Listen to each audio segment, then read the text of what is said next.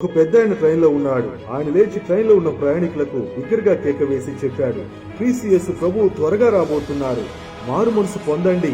అక్కడ కూర్చున్న మహిళ గట్టిగా నోర్మయ్య నరిసింది. నీకేమి తెలియదు, యేసు రాడు లేడు, ఉంటే కదా రావటానికి అని అన్నది. ఆ పెద్ద ఆయన బాధతో తన సీట్లో కూర్చున్నాడు.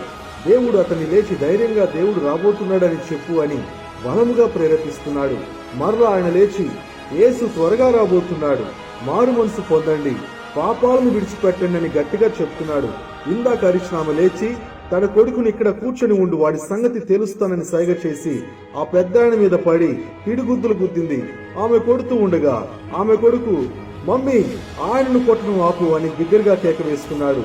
ఆయన పరలోకం నుండి పంపబడిన దేవుని దూత. వెంటనే ఆ తల్లి మోకాలపై కూర్చొని చేతులు జోడించి క్షమించండి అని ఏడుస్తుంది. ఆ పెద్దాయన అడుగుతున్నాడు, అమ్మా ఎందుకు ఏడుస్తున్నారు?